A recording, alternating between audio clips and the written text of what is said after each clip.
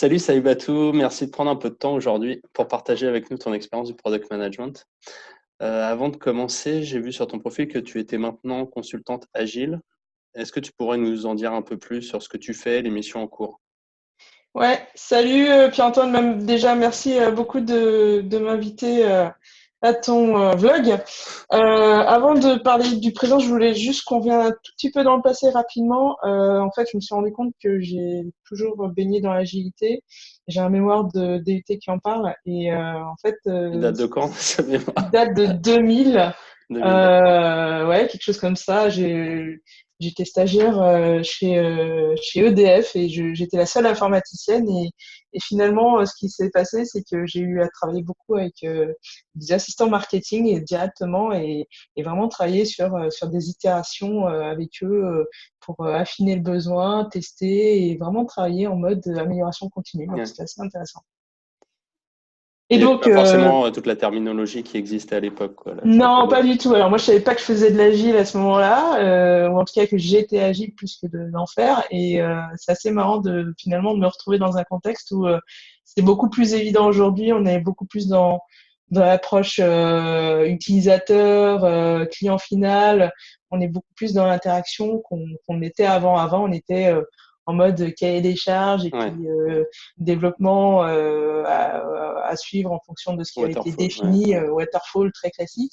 Et maintenant, on revient quelque part à des choses un peu plus logiques parce que il faut être beaucoup plus proche de la réalité, des besoins terrain et compter aussi sur l'intelligence collective. Ça change beaucoup de choses, mine de rien. Ok. Ouais.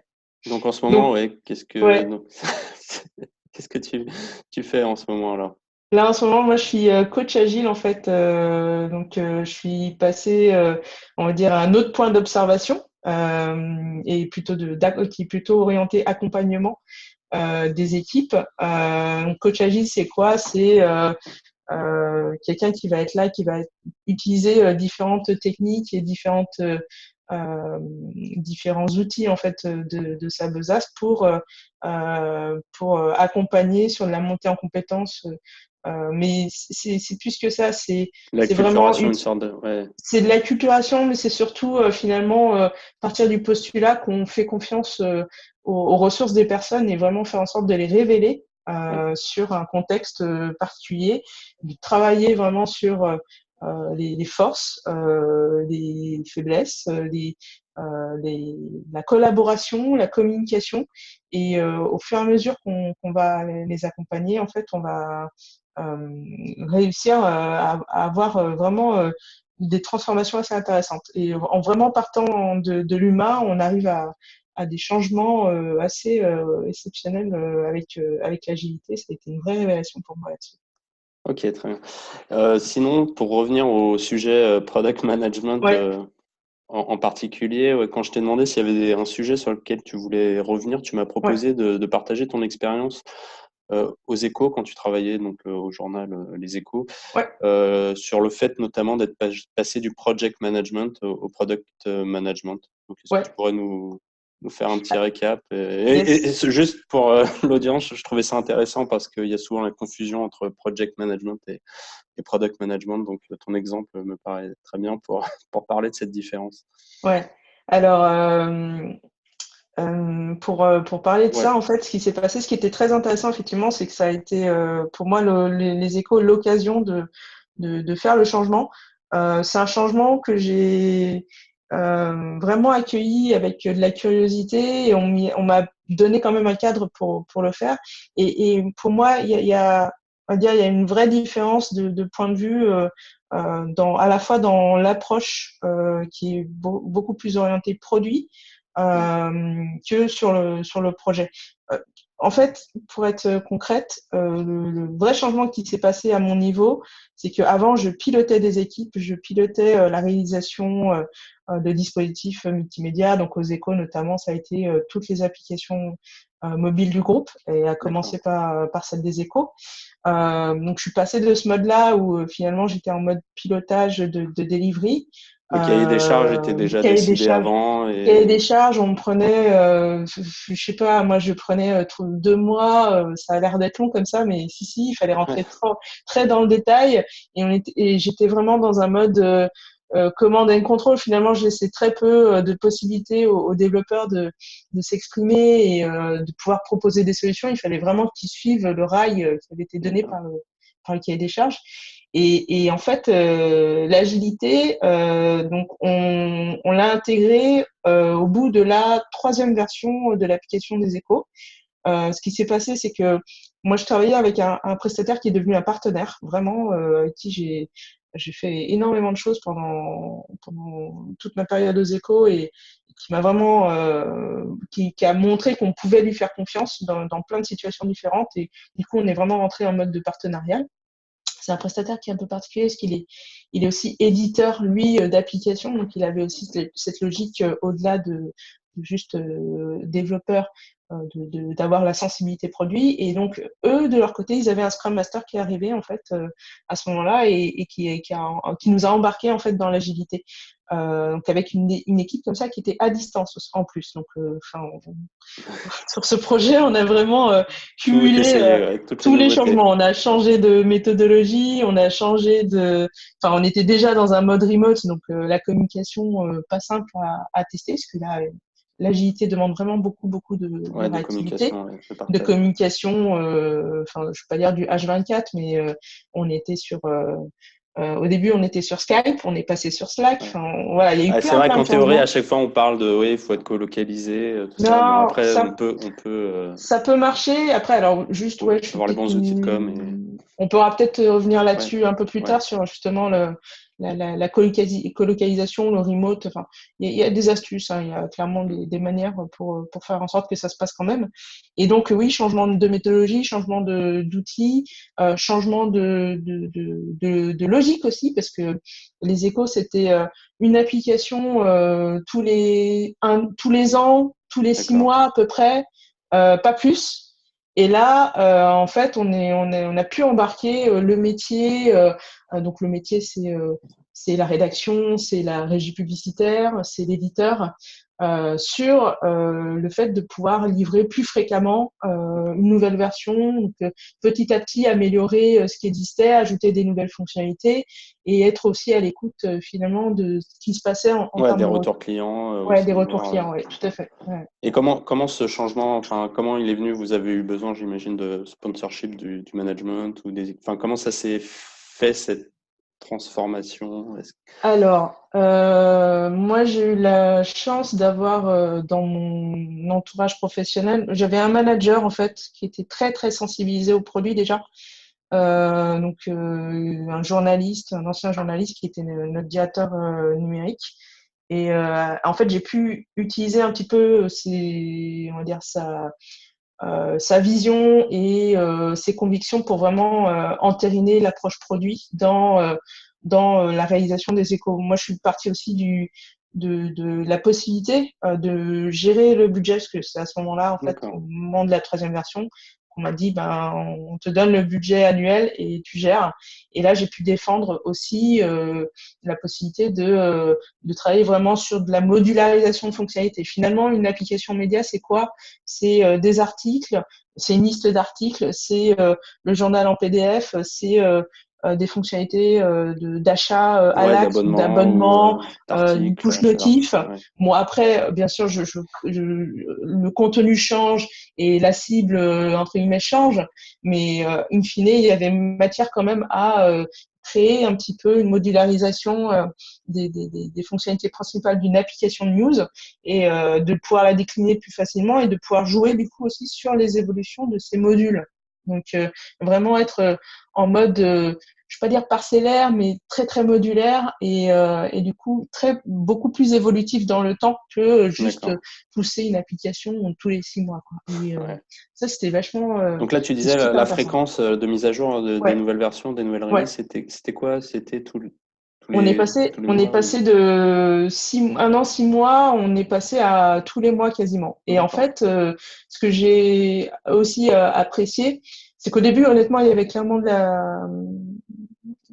on va dire, il y avait pas d'habitude chez les échos de pouvoir planifier. Et en fait, là, ce que j'ai pu défendre, c'est une approche où, finalement, en donnant de la visibilité sur du versionning, sur un planning où on pouvait réaliser tous les mois, bah, on pouvait se permettre comme ça de pouvoir jouer sur qu'est-ce qu'on allait mettre sur chaque version. Faire des arbitrages, Voilà, en faire termes de des arbitrages, priorité. travailler sur une notion de complexité aussi, de Ouais. complexité et de retour sur investissement, et de se dire bon bah à chaque version, il y aura un élément simple ou deux éléments simples, il y aura un élément moins simple et il y aura un élément un peu plus complexe, et de vraiment finalement responsabiliser la prise de décision. Pour le coup, moi je faisais juste de la facilitation. Et je proposais vraiment à l'éditrice, pour les échos, à la régie et à la rédaction de prendre des décisions. Donc, je me mettrais Ouais. quelque part aussi en Devant face leur de leur... Ouais, responsabilité. clairement, Ouais. clairement. Et moi, j'étais juste à la fois en facilitation d'organisation, et puis derrière, toujours permettre le suivi, le déroulement correct. Ouais, qu'ils comprennent en fait les enjeux de leurs décisions. Qu'ils Ouais, comprennent, voilà, si clairement, vous pouvez faire ça, mais c'est par ça. exemple, vous devrez attendre pour avoir telle ou telle autre Ouais, feature. complètement. À vous à vous de choisir. Et comment Ouais. ça s'est passé au niveau des équipes de dev, le fait et des équipes en général, ce changement de mode de travail, Alors, eux, ils mode l'ont... project Alors, waterfall, ouais, ouais. Eux, l'agilité. ils l'ont très, très bien vécu. En fait, je pense qu'ils étaient demandeurs parce que vraiment, ça faisait 3 ans qu'on fonctionnait en waterfall, et je pense qu'ils en avaient un peu ras-le-bol, entre guillemets, de pas pouvoir avoir l'occasion de s'exprimer d'une manière ou d'une autre. Parce que vraiment, moi aussi, j'avais pas non plus, j'avais pas le choix, en fait, budgétairement, entre guillemets, de leur laisser la possibilité de s'exprimer. Et en fait, l'agilité, ce que ça a permis, c'est que on a pu vraiment compter sur leurs connaissances, leurs compétences, notamment leurs connaissances pour ce qui est des applications mobiles, des systèmes d'exploitation, des SDK, de compter aussi sur ce qu'ils pouvaient voir, parce que en tant que développeurs, ils sont souvent finalement sur leur téléphone à Ouais, découvrir eux-mêmes des applications et à faire des suggestions. Et on a trouvé comme ça beaucoup, beaucoup d'éléments intéressants à intégrer dans l'expérience. Ce qui a été très aussi révélateur dans ce projet qu'on a fait là, donc de la troisième refonte des échos, c'était en 2017, c'est que on a fait beaucoup plus travailler aussi la personne qui était en charge du design avec les développeurs. Ce qui faisait que on avait beaucoup moins de friction finalement. Ça a l'air évident comme ça, hein, mais ouais, non, mais clairement faut le c'est pas le cas. répéter à chaque Mais fois. je Souvent, on dit des préfère choses le qui ont dire. l'air évidentes, mais vaut mieux le répéter. Ouais. Ouais, mais enfin, Oui, d'impliquer les gens dans le d'impliquer processus les de gens design, dans ils voilà. Et s'approprient finalement, la le décision. chef de projet, il se retire, il est juste là pour assurer le cadre. Il est là aussi pour prendre des décisions. Le producteur, pour moi, prend des décisions super importantes, super structurantes, mais je comptais beaucoup en tant que product owner sur l'intelligence collective et sur la compétence des développeurs, de l'UX designer, de l'UI designer, finalement aussi la responsabilisation de l'éditeur, de la régie, de la rédaction. Chacun finalement avait vraiment des bonnes idées à prendre, et il fallait juste donner un petit peu à la fois le tempo, le rythme, et pouvoir trancher quand il y avait Ouais. à trancher, mais du coup avec des éléments très très factuels. D'accord. Et est-ce qu'il y a eu, pour des personnes où cette transformation était plus difficile, peut-être le fait de vraiment devenir autonome et responsable, enfin, tu sais, de vraiment s'engager, parce que moi, je sais que j'ai eu les exemples Ouais, dans certaines équipes où des personnes, sur la notion d'engagement en termes de livraison, dire, bah oui, dans 2 semaines, je vais livrer, ouais, je vais livrer ça. Il y avait, pour certaines personnes, c'était pas forcément aussi naturel, aussi évident, ouais. aussi Alors facile. en fait, ça m'est arrivé effectivement. Alors ce qui se passe dans ce cas, ce qu'il faut bien comprendre, c'est que nous-mêmes finalement on était en apprentissage, hein. Enfin, Oui, c'était la première fois qu'on était. Alors on n'était pas complètement en Scrum pour plein de raisons, mais on s'inspirait beaucoup de Scrum pour le coup. Et en fait, moi, j'avais deux équipes, hein, pour le projet Les Échos. Donc, j'avais l'équipe qui s'occupait de l'application, et j'avais l'équipe qui s'occupait de toute la partie back-end, API, etc. Et là, ça a été un peu plus compliqué parce que eux, pour le coup, n'avaient pas cette habitude-là, ils n'avaient pas du tout ce mode de fonctionnement. Donc, ça a été une découverte.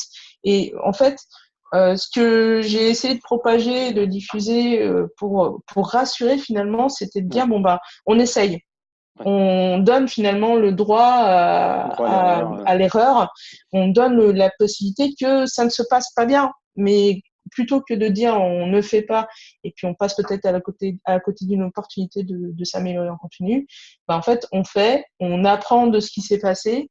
Et Aussi on fera bien mieux la prochaine techniquement fois. que finalement en termes d'organisation. Et puis on voit voilà qu'est-ce qu'on peut faire pour passer à l'étape supérieure de manière à entre guillemets tout le monde finalement continue à s'y retrouver parce qu'il faut continuer à embarquer les gens et tout en permettant aussi à l'équipe, aux équipes de s'épanouir. Donc en fait, ça a été un vrai changement de paradigme de leur donner notamment un rythme, c'est anodin, hein, mais un rythme de livraison toutes les 2 semaines. Ça a été une vraie révolution de leur côté et ça a été bien perçu parce que finalement, eux de leur côté, ça leur permettait aussi d'être un peu plus lisibles sur entre guillemets les moments où on allait pouvoir se retrouver de manière très très factuelle. L'équipe qui faisait le back-end au tout début, elle savait elle serait pas prête à suivre les sprints de 2 semaines. Et ce qu'elle a dit, voilà, moi je vous retrouve à tel sprint avec tel élément pour que vous puissiez continuer à avancer. Et en attendant, je vous propose de travailler sur des flux de bouchons, sur un contrat d'interface, et vous avancez avec ça. Et en fait, ça, vraiment, c'est possible de faire cohabiter, moi c'est ma conviction, c'est possible de faire cohabiter des fonctionnements différents. On n'est pas forcément obligé d'avoir tout le monde. Oui, respecte exactement la Voilà, méthodologie agile, Scrum. Il exactement. faut pouvoir l'adapter. Mais par contre, le fait de dire, bah, on est dans un produit qui évolue, qui a des fenêtres de release un peu plus courantes, ça donne beaucoup plus finalement de flexibilité à ce qu'on va faire à un instant T, et on est beaucoup plus finalement, on n'est pas accaparé par le fait de travailler sur le développement lui-même, on est plus dans comment on s'organise pour avoir les bonnes informations en amont, pour entre guillemets valoriser ce qu'on va réaliser par la suite et vraiment apprendre de comment on le fait pour s'améliorer progressivement. Ok. Donc, bon, dans le product management, là, on a parlé de la partie plus, on va dire, PO, Oui, organisation de l'équipe, ouais, agilité. Sur la partie client, récupération des besoins, oui. comment tu as procédé? Alors, Qu'est-ce que tu as fait? faut savoir que globalement, l'industrie des médias, c'est une industrie qui fonctionne à l'économie de moyens. Donc, on n'a pas, en tout cas, je parle de mon expérience de l'époque. Après, ça a peut-être changé, hein, parce que j'ai quitté les Échos en 2017. Mais je Ouais, pense que c'est encore vrai. ouais, je pense aussi. Je pense que c'est vrai encore. Ouais. Donc, la notion de focus group, de co-création avec des clients, des ateliers, etc. Déjà, d'une, ça fait pas du tout partie de la démarche produit que la presse peut avoir. Et de deux, c'est coûteux, hein, mine de rien. Donc, Ouais, bah oui. euh, nous, ce qu'on a réussi à faire quand même, c'est d'essayer finalement euh, de s'appuyer sur ce qui existait déjà comme canaux naturels de remontée d'informations. Donc, essentiellement, le service client, parce qu'il y a un service client qui gère par téléphone et par mail toutes les remontées en fait des abonnés notamment, mais D'accord. pas que. Moi, j'ai beaucoup axé mon équipe parce que j'avais une équipe de 2 chefs de projet qui sont devenus product owners aussi. Je les ai vraiment fait travailler sur le recueil finalement de ce qui se passait sur les stores.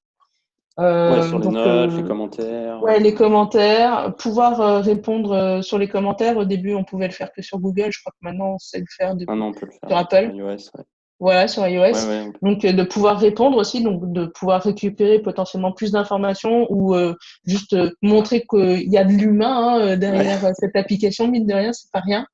De pouvoir, on s'est outillé aussi, c'est-à-dire qu'on a utilisé pas mal d'outils statistiques pour comprendre un peu mieux à la fois le fonctionnement en run de ce qu'on mettait en place et puis comprendre un petit peu potentiellement quelles étaient les potentielles évolutions. Alors pas seulement en tant que bug fixing, mais aussi de l'évolution en termes de point d'intention ou point d'attention, point d'accroche dans l'application, quelles étaient quelque part les rubriques phares, les fonctionnalités qui étaient les plus demandées et vraiment travailler là-dessus en mode bon bah ok, les échos mettent à disposition leur contenu sur des supports qui sont le site web, qui sont l'application mobile, et ben comment on dépasse finalement cette logique de distribution pour être vraiment un produit au service du client. Et ça a été cette approche qui a été favorisée par la suite. Moi, j'aurais bien aimé faire des focus group, des ateliers de co-création. Je sais que Le Monde et je crois Le Figaro aussi, ils ont eu Radio France, ils ont eu pas mal cette approche-là. Moi, j'ai toujours eu. J'avais lu des business case sur Le Monde, enfin Ouais, pas des business case, mais enfin, ouais, je sais plus, des white papers. ouais. Moi, j'étais Le Monde, ils en ont très. fait, ouais. Ouais, j'étais très envieuse. Je crois que la matinale notamment, c'était un peu cet état d'esprit-là d'application qui a été faite en co-construction avec les clients, avec des ateliers. Ben, malheureusement, les échos, ça n'a pas été ça, mais on s'en est quand même bien sorti. Ouais, peut-être qu'un jour ils pourront pourront le faire. Peut-être. D'ailleurs, ouais, en termes d'indicateurs, est-ce que c'était quoi pour toi les indicateurs? Je sais pas s'il y avait 3 Les indicateurs vraiment. principaux? Ouais, les principaux. Alors, en fait, dans la presse, les principaux indicateurs sont très orientés quand même publicitaires, c'est-à-dire Ouais, nombre de vues, nombre de visiteurs uniques. Après, il y a un mix en fait dans le business model qui est à la fois on va dire le revenu régie pur de visibilité des espaces et l'aspect abonnement mine de rien qui est quand ouais, même quand même la base la plus solide.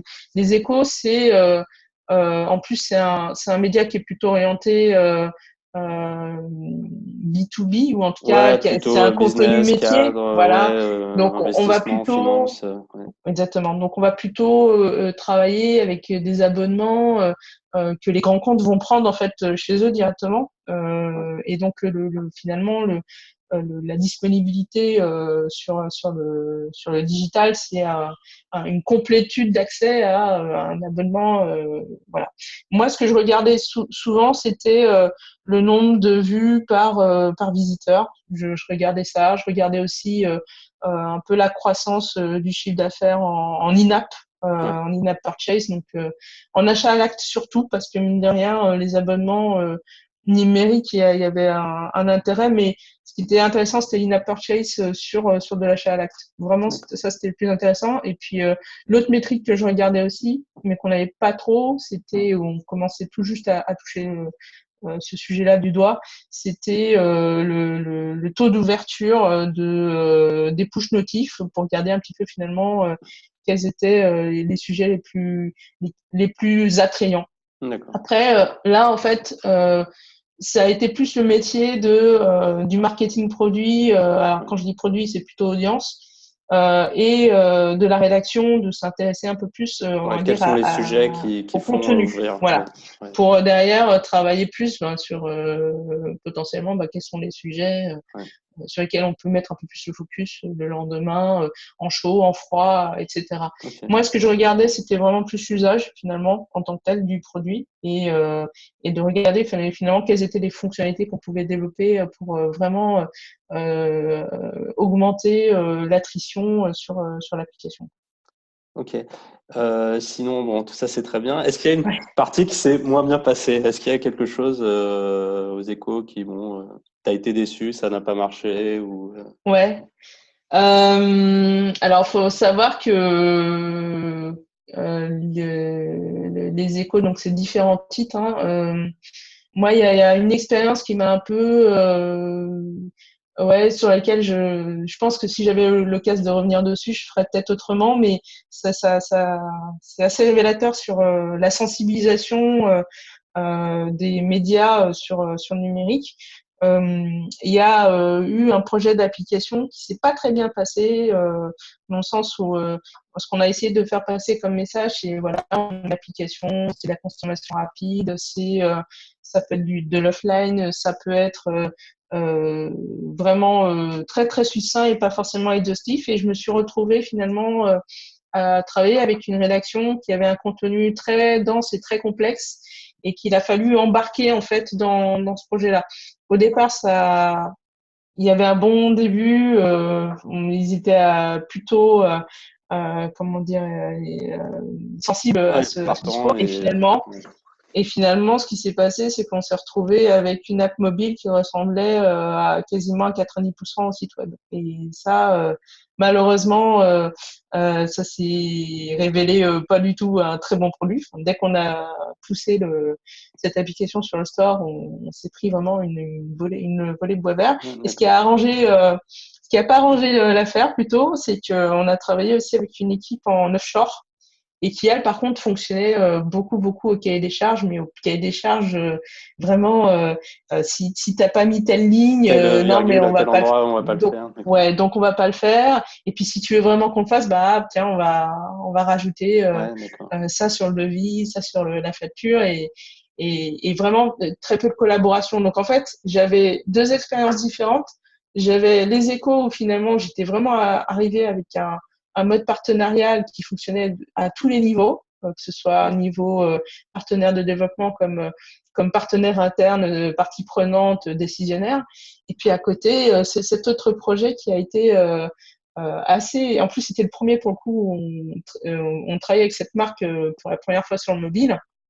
Et ça s'est pas très bien passé.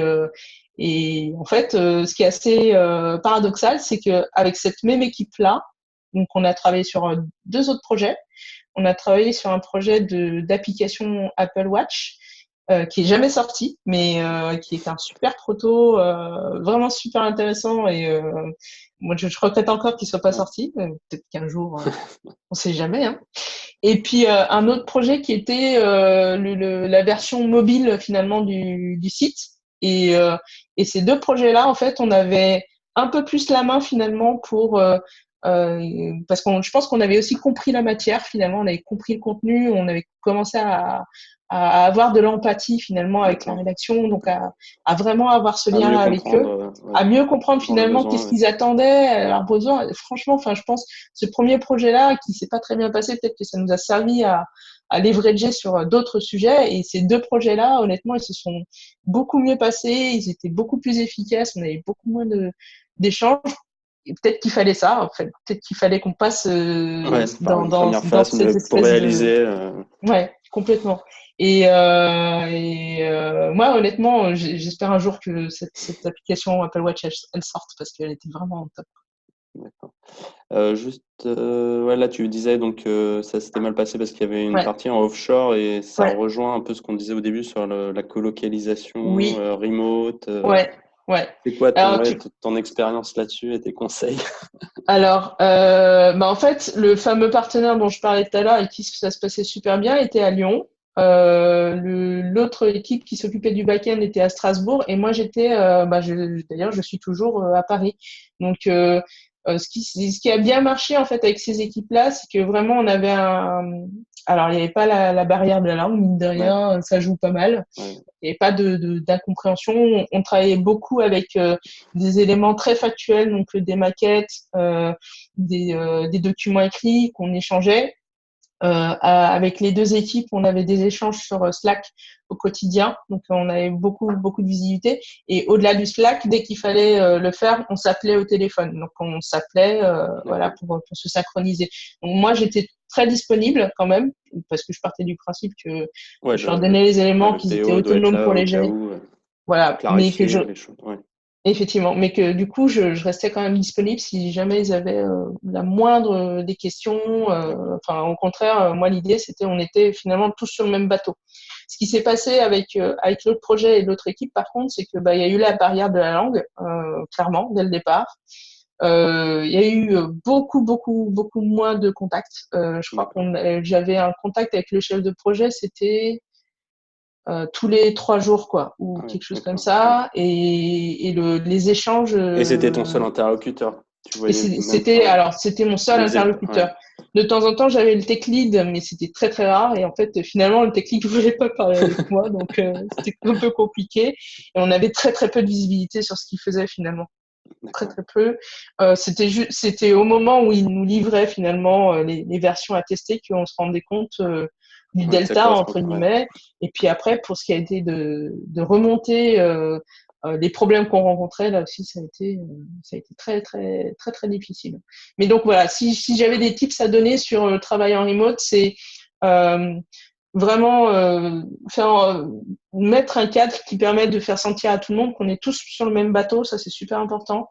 Euh, Trouver tous les moyens de communication qui font que ça fonctionne. On est passé de Skype à Slack parce que Slack était un peu plus permettait beaucoup plus de choses, des Ouais. échanges en one-to-one, des échanges en Ouais, chaîne, avoir des des chaînes thématiques, enfin historisations. des Voilà, groupes thématiques par sujet, voilà, clairement, clairement. pas se perdre dans plein de chatrooms. Ce que je préciserais aussi, c'est que ce qu'on faisait, c'est qu'on essayait de se voir quand même physiquement une fois par mois.